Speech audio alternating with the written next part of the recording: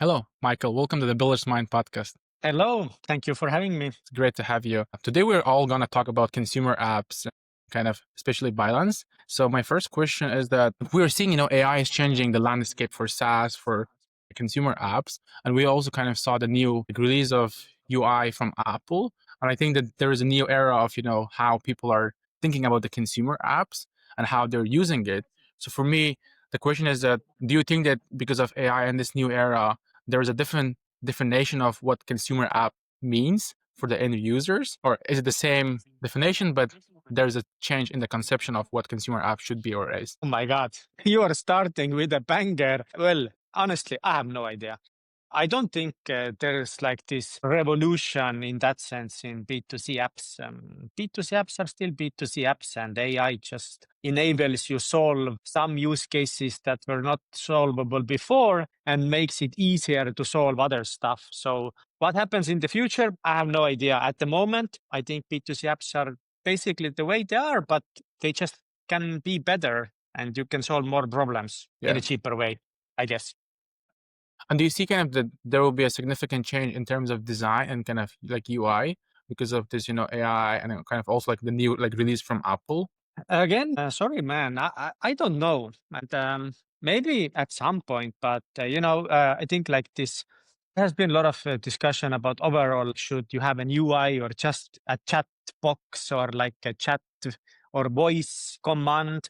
At the moment, again, I don't think anything will change in short future, but in the long run, like maybe you don't need a UI anymore. Maybe you just need neural link and something is projected into your eyes and you just, I don't know, enter commands with your thoughts. And it's not like total sci-fi. It's kind of possible already with a neural link. So maybe that's the future. But at the moment, I don't think there will be a big change. Yeah, I think that's kind of the interesting part is that no one really knows the exact answer, and everyone is just like trying out different approaches and kind of see what really clicks. And I think that's gonna be, like for the coming years that everyone is trying different ways and then sees who wins, kind of like what will really click with the consumers, like what type of UI.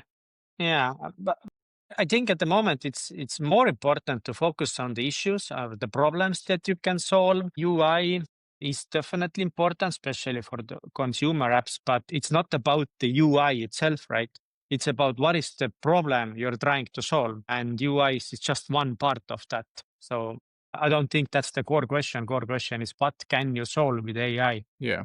Bill, do you think that like consumers really care about, like all these AI things, or like they kind of like really care about whether the app is solving what problem they have? Yeah, that's a good point. I don't think they care so much about AI. A lot of people, like more tech people, they really like the factor that it is AI. That is so cool. Oh my God.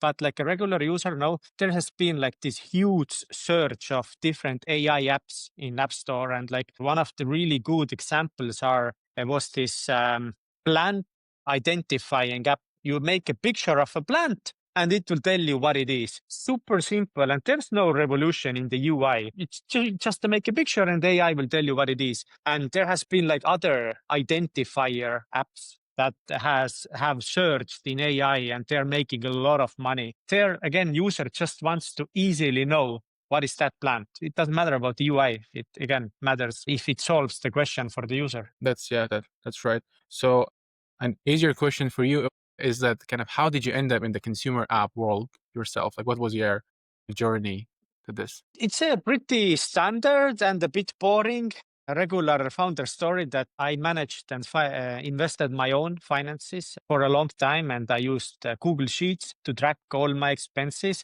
And it sucked. It was 7, 8 years ago. It sucked. I tried different budgeting apps and they were all so bad and they were manual. And back then there was no open banking. So it was all horrible experience. And at one point I was like, screw it. If there ain't no good apps, I'll try to build my own. I had no idea how to do it. The thought was in the back of my mind for years. And the first goal wasn't to build like a startup or build a company. I just wanted to get the good app.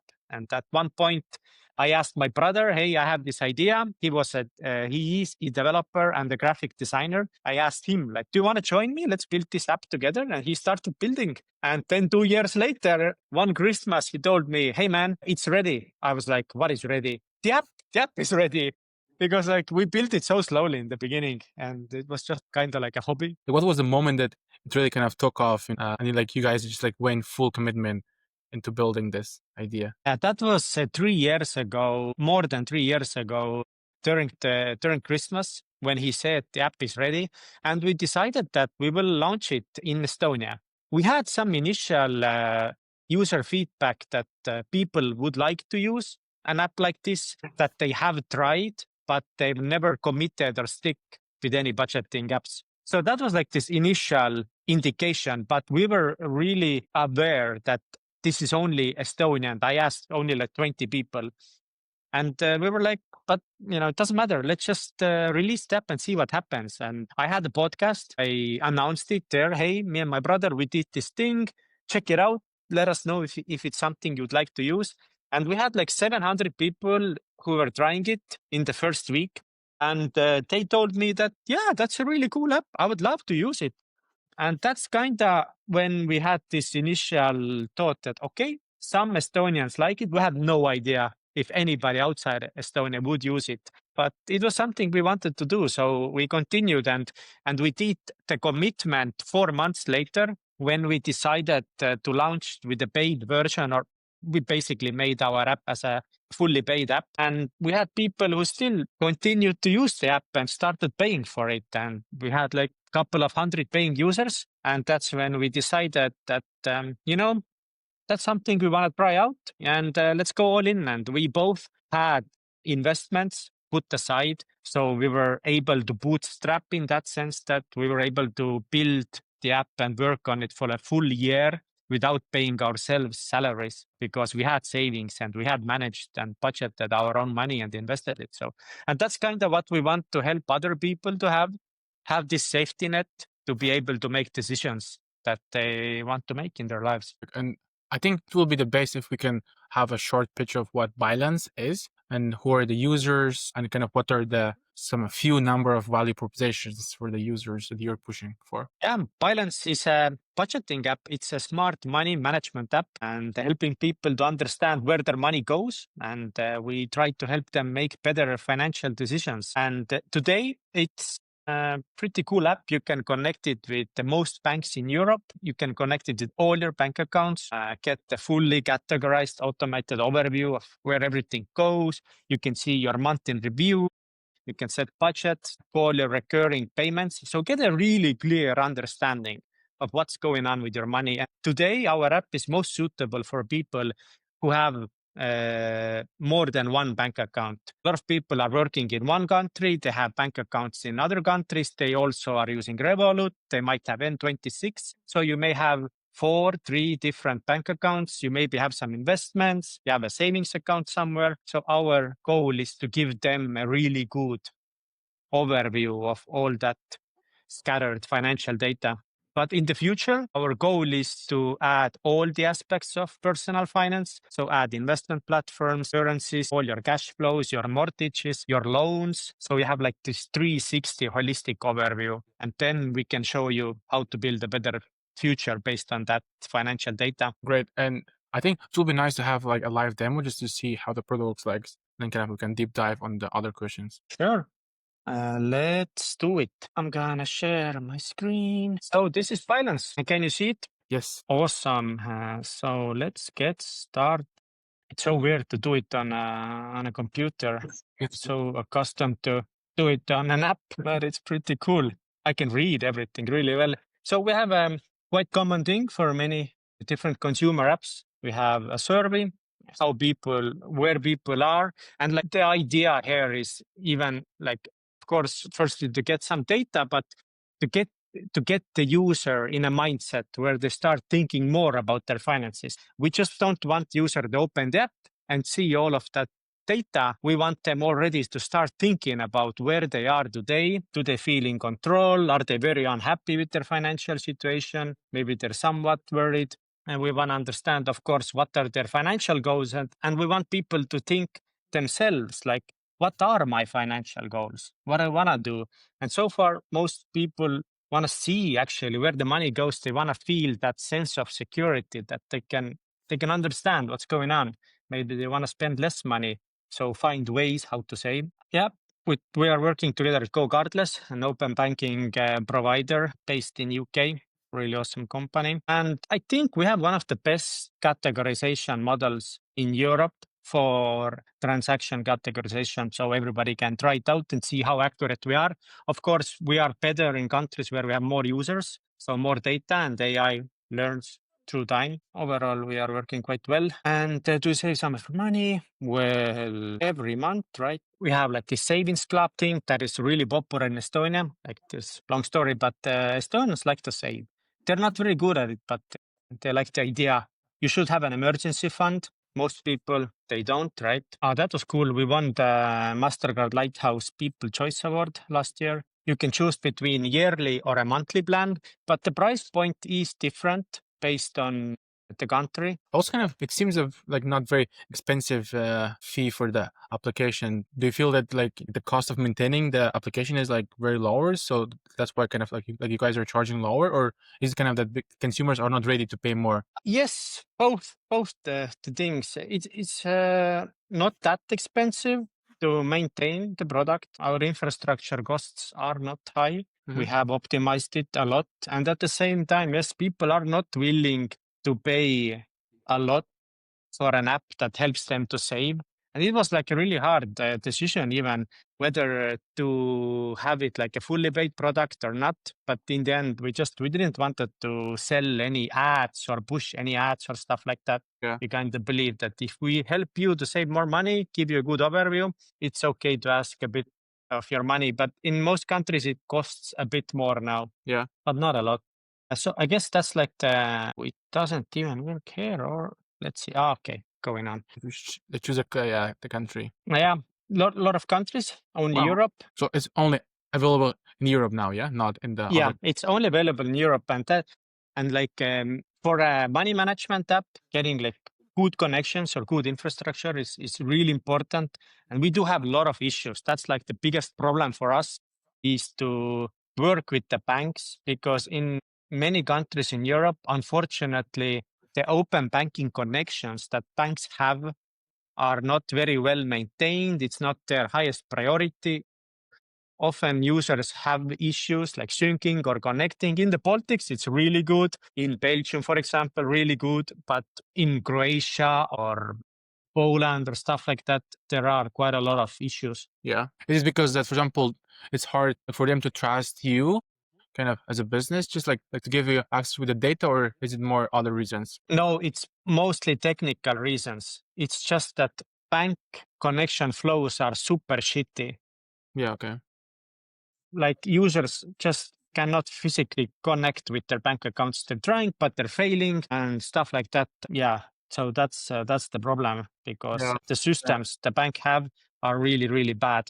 And that's like one of the reasons also why people want to use app like these, because their own local banks are just so bad in budgeting tools, in apps.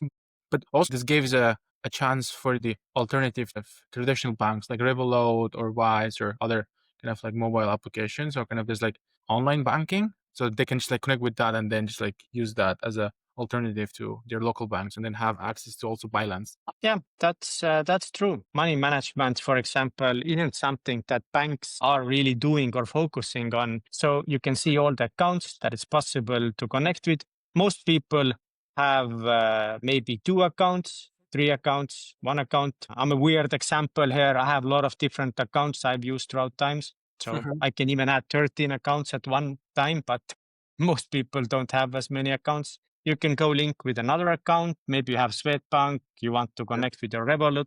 You can do whatever you want. 2 types of transactions, very important. You have your regular transactions where it's money coming in, money going out. And as you can add all your accounts, then people usually move a lot of money between your own accounts. So for us, it's really important to identify these automatically and mark them as internal transfers, because if you move money between your own accounts, it's not that you're like earning money, but most apps don't check these internal transfers, and they can show you that, oh, your income was this month 5,000 euros, but maybe it was just 1,000 euros you moved between your own accounts. Yeah. And that's it. As you saw, it actually connecting with the bank was like super easy and super seamless. Mm-hmm. And we have worked a lot on our side as much as we can to make it as easy as possible.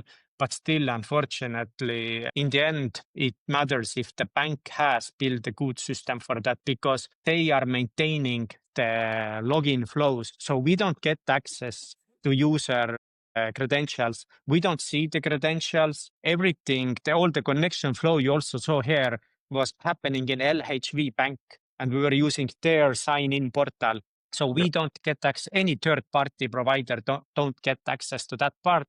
So that's like a good thing, because users do trust their own banks. But the bad part about it is that we don't have any control over it. So if there are issues in that flow, we cannot fix them. We can just write to banks and push them to fix those issues, but sometimes it takes a lot of time. And as you can see, some of the things are uncategorized. Some of the things are categorized, which is pretty impossible to categorize our movements between two different people. So this is my wife. The app has no idea why I send money to my wife or why she's sending me, which is really cool thing.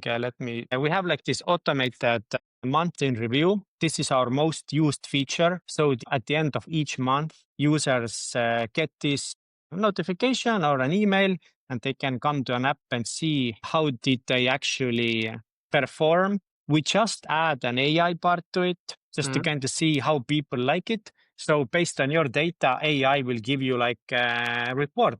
Wow, so okay. let's see. What does it says? And it's quite experimental, but honestly, people are really loving it. Oh, check this out. Great news. I made 300 more euros. That is awesome. But yeah, my home expenses are relatively stable. You spend a lot on But food. yeah, food is going up. And that's like those things that people really want to be highlighted about or notified about, like, hey, your transportation or your fuel costs have been rising 3 months in a row, 2 months in a row. And yeah, sometimes it's very, like, what's the word I'm looking for? Yeah, You are doing it, but sometimes you don't notice it. You don't realize that your food and drink went up like 300 euros. For an average European, at least in the Baltics, it's quite a lot of money that could a be lot, yeah. saved or invested. So yeah, if they want, they can get this full report. And this is first version, but it's pretty cool. Yeah. So yeah, people can use it. And we suggest you to create some budgets. So as I was spending more in eating out as I should, maybe I should share a budget here to make sure I don't spend that much. Yeah. But then do you have some features where you're actually suggesting some improvements for the user? Hey, you should kind of cut in this part or like doing that, or is it more kind of just like historical records, which they can just see it? Yeah, it's at the moment it's a little bit more of like this historical report or record, as you said, and we are like step by step moving into the direction that we would like to predict a little bit more about your future and show you what steps you should take to have a better future. But we are at the moment working on the fundamentals, like the bank connection, the automated categorization, connecting it to AI, working with AI, prompting, all that stuff that is needed to have in a really good state before you can start predicting the future and giving insights and advice how to make better steps tomorrow. So, but this is something we're thinking about a lot. And users also are writing to us that they would like to get more ideas, more insights, what they should be doing differently, or where they could maybe save more, what other people are doing. Yeah, we have budgets. My favorite feature is like recurring. So you can set up and track all your recurring transactions. So, for example, my fitness, I go to a gym, but it's not going very well at the moment. Stomach is growing, but let's see. So, I can add as many as I want, but this is like a good example. Yeah. I can see that this month I have already paid for my fitness. I've paid my loan. Amazing. I know that these costs have been taken care of. So I can already plan. This already helps me to plan a little bit. Okay, I can actually spend this month this much money this month because I've covered all my important costs. Mm-hmm. And the more I add them, subscriptions, rent payments, card payment fees, phone, utility, rent payments, insurance, Netflix. Well, we love Netflix, Google One. So it's already really smart, and it can already understand most likely what are my recurring payments. And it doesn't offer here like anything random. But now as I keep adding them, I can see that actually I need to save some money for my subscriptions because I haven't still paid for Netflix or YouTube membership, which I really love. Awesome. Financial audit. But also kind of like it's interesting, like when you're in your app, like Bilance, you are just becoming so smart in terms of where the money goes and is coming from, and you actually start thinking, you start double thinking about how to spend. Also, kind of like where you can cut the cost, because sometimes we just pay for some like subscriptions, which doesn't seem a lot, but then if you add all the subscriptions, it's like, wow, okay, 200 euros is Spotify, Netflix, this and that, and then like you're not like really using them a lot, so you kind of become like hesitant to actually cancel those subscription or save some money. So I think that this gives a good overview of what you're doing, and then could actually make you smart in kind of canceling or adding uh, things. I Yeah. agree. I agree. I just wanted to see if I have any more subscriptions, but like 34 euros already on subscriptions. And I actually have like one more. So it's like around 40 euros I'm spending for subscriptions. And that's quite a lot actually.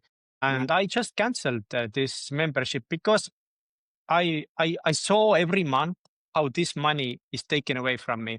And I was thinking at some point, hey, I'm not actually watching it that much. I should cancel it. So it does really help you to think through, are these things really needed? Yeah. And of course, obviously, logical next steps here are to help people set financial goals. We don't have it yet, but also something we are thinking about a lot. We want people to set different goals. As in the beginning, we asked how is the state of your emergency fund. Unfortunately, most people don't have it, and that would be like one of the first goals we would advise you to take. Hey, let's start saving towards your emergency fund, because having an emergency fund is, or as they say, not having an emergency fund is an emergency. So this is Yeah. something, a real thing we can help people to achieve, to start saving for, and it has a huge impact on people's lives, because it's often on those emergencies when people make bad financial decisions. They need to buy something really quickly, something breaks, a refrigerator, or maybe they lose their job. They need to have access to some money really quickly. They may take a lot of bad loans, and kind of that's where it gets started, these bad habits or bad loans or bad interest. So we want to help people here. So thanks a lot for the demo, Michael. I think this was great. And yeah, from here I can see 14% of my earnings were spent on recurring payments. As I didn't add all of them, it's a small percentage, but yeah, it helps people to make better decisions. Yes, perfect. I have made this budgeting like consumer apps.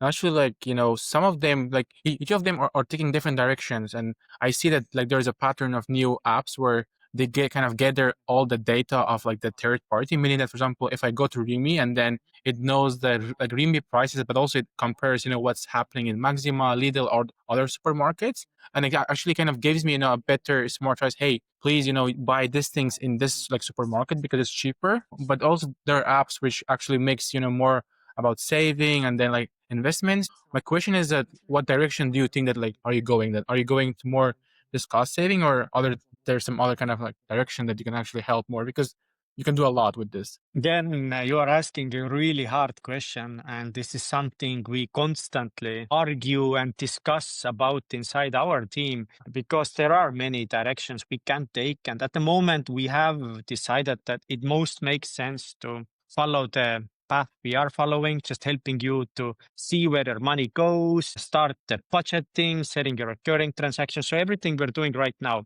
Looking forward for us, I think like the main goal for us would be to be this one place where all the financial data runs in.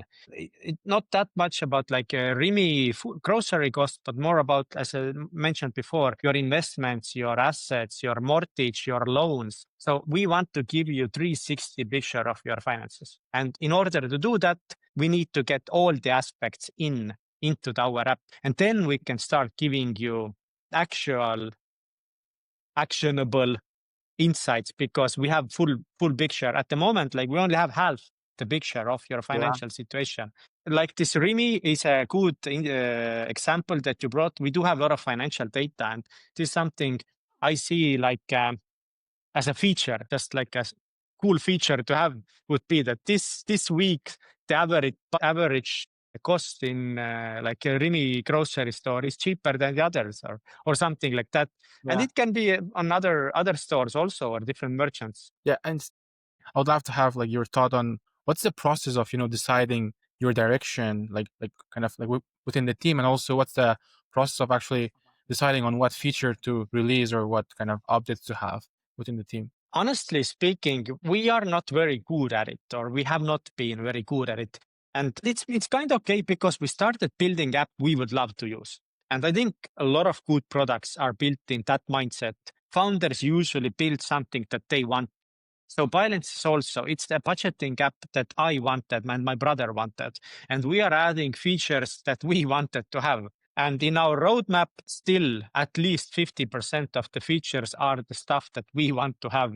And I think it's a healthy mix of things to add, stuff that you want, because that's why you started the company, to do something that you love and build a product that you love.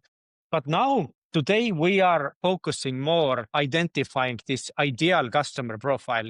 We have like 4 different personas, and we've kind of always thought what are some of the stuff that they need. But even that is hard, because if you have 4 different people who you want to serve, who will you serve next? So we decided to put this customer persona a little bit aside, and we started looking just onboarding, basically. And for the past, I don't know, 3, 4, 5 months, we're really heavily focusing on just what's happening in the onboarding flow, and what are the steps, what are the problems. And that's why we have focused so much on the bank connection flow, because there's no point of building cool features, stuff like that, if people cannot connect with their bank. So sometimes you really need to go back to the basic. And we want to have the best bank connections in Europe. Then we want to have best categorization model in Europe. After we have done those fundamental things that give power to everything else, we will decide on one ideal customer profile, and we start following their journey, what they need to do in the app to reach their goals. So that's kind of how we're thinking about it, just following the customer journey. And after they have connected the bank, they've categorized transactions, maybe set up the goal, what's the next thing that should happen? Maybe what's the next thing that's happening in their lives? And for many people, probably like one example would be that the next step for them would be to start investing, because they have learned where their money goes. Now they have learned to save some money. So what to do with the savings? So maybe we should build more tools to track your investments, or add investments, or maybe work together with investment platforms. So it still remains to be seen. Lots of exciting directions. Moving on to the sales and marketing, as you're kind of a consumer app, so like you're really kind of like targeting the users. So my question is that how are you targeting like potential users, and like what are the like marketing tactics that like, you use to get them to the app? We're using paid ads today, so Meta network and only paid ads. And we are doing a little bit of affiliate collaborations also with financial content creators in Instagram. And in many cases, those things are working quite well together. People in our target age group see the Facebook ads or Instagram ads, and then they also see like an influencer talking about our app in their Instagram feed. And then, oh, I saw the ad for this app. Now an Instagram content creator is talking about this. Maybe I should download the app with their promo code. So kind of these 2 things together, but I'm not that good person to talk about exactly how the targeting is set up, because we have a head of growth for that. And he's really good with meta ads, but we have a really specific target group audience that we are hitting in different countries. We have chosen to do like different campaigns for different European countries. And just like out of curiosity, is that why did you choose to go with the Europe? Because it's like, okay, it's just like so many different countries, so many like different languages. Because of technical and legal reasons. Being in Europe, it's easier to use open banking without having financial license yourself, but kind of working together with an open banking aggregator. And that's a very common model that all the apps in Europe are using. It has pluses and minuses. The plus is that you can get started and get access to all the banks in Europe very easily. But it's just getting the connection. Maintaining them is another story. So it was just easiest to get started. Basically, with 1 week, you would be able to set up connections with all the banks in Europe, basically. And the legal framework is also, it's like very well regulated. You know exactly what you have to do, easy to follow those rules, and you can get yourself set up. But at the same time, yeah, it's really limiting also, because the USA, for example, has a totally different technical and legal framework. And also USA has a lot of good and very strong competitors also. So we are even thinking maybe like Latin America or Australia or Africa at one point, where the open banking infrastructure is also emerging and growing. That's perfect. I kind of like reaching out to our last part of the podcast. I would ask like random questions. I would love to have your thoughts on that. I saw like one of your LinkedIn posts that you were talking about like New Year time 5 months ago. That like you mentioned that 2025 was one of the toughest year in terms of work. So I would love to have your thought is that what made it so tough, like 2024, and kind of like what were some of the challenges in building Bilance? I'd say this is the first company, me and my brother and our third co-founder, Mikko, our head of growth, basically our first company, and we didn't know anything. So we are making all the mistakes, or we have done all the mistakes that you are asking, like how you are choosing these markets and what is the good way, how to choose the customers, how do you decide what to build next. And we have just had to read all the materials, like how do you do those decisions? And we have made all the mistakes, and we really focus too much trying to solve bank issues in one specific country instead of just moving to the next country, open ads there, test it out, see what's going on. So inside of Europe, we have been sometimes too stuck in one place, just trying too hard to get something to work rather than just try another place or try something else, try a different method. So all of those hard lessons that each founder needs to get or needs to learn, we have gotten those lessons the hard way. Fundraising also very difficult. We have chosen a product that's not that easy to monetize, and also investors look at it like, is this like the best thing to invest to? Like, we believe that everybody in Europe, everybody in the world should have a smart personal finance advisor in their pocket. And being able to sell this story to investors has also been like difficult, but we do have good investors on board who also believe that.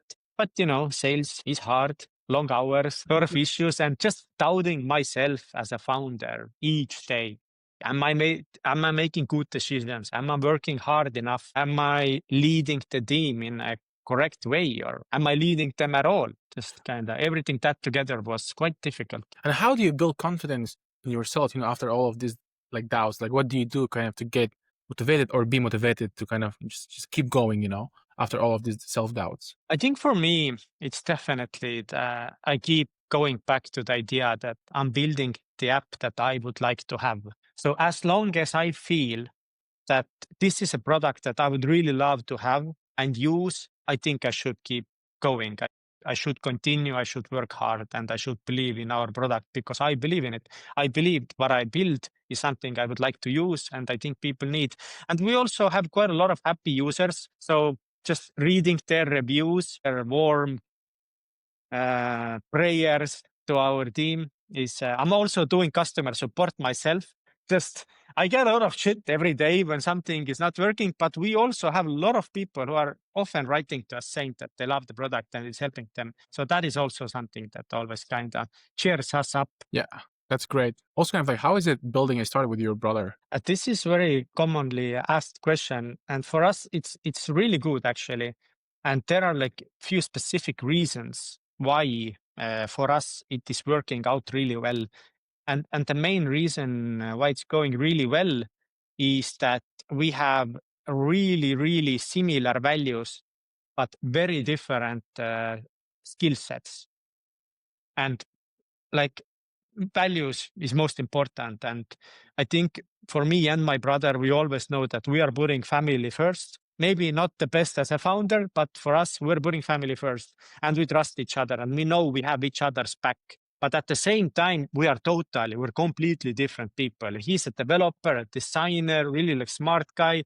I'm more of this talker and I like to talk with people. I say things I don't know about, you know, a sales guy and stuff like that. And yeah, this way we are complementing each other in a really good way. And if you would have like two brothers with really similar skill sets, I think it wouldn't work out. That's true, yeah. My next question is that what are some of the painful but unavoidable mistakes you have made that turn out to be very important lessons in building Bilance? I don't know. I don't think I have a good answer. On a roadmap wise, as I mentioned, we focused last year a lot of time working on the bank connections and just making sure that people are able to connect with their bank.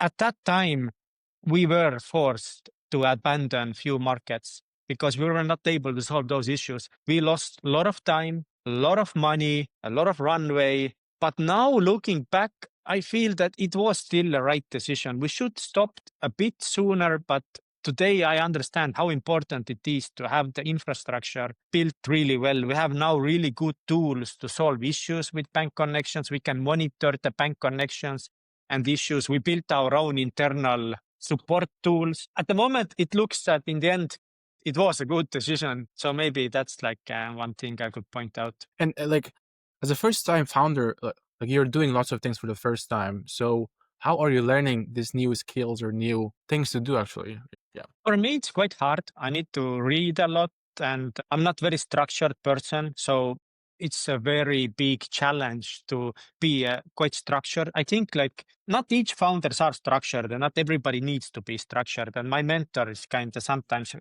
reminding me that you don't need to be perfect and you have your own skill sets. But just learning new things can be quite hard for me. I can see that my other teammates are learning much faster than me, so that's good. Having really good co-founders is amazing. That's my biggest blessing, having really good co-founders. But nowadays, now with ChatGPT and Gemini and everything, it's become so much easier.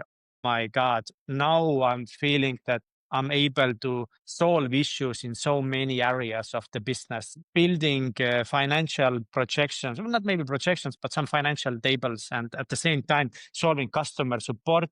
And we just translated our app to Italian, and we used a lot of AI for that. And yeah, there are so many. I'm just every day I'm living in ChatGPT, and I'm almost built like this co-CEO to me, and that helps a lot. And now I don't even need to learn so much. I just need to ask right questions, I guess, or something like that. That's true.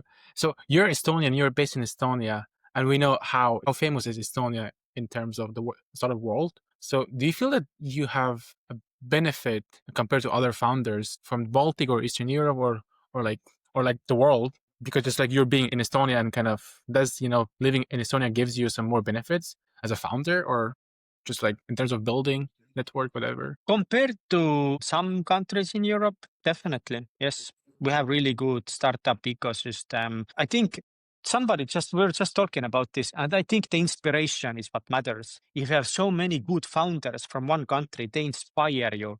It's not even that I have more skills or I can ask them more questions and stuff like that. They're inspiring me to keep pushing it, because if they can do it, we can do it. I think that's like the biggest benefit. If you're like in some country where you have no startups, it can be startup founder is a very lonely road and you have nobody to kind of relate to.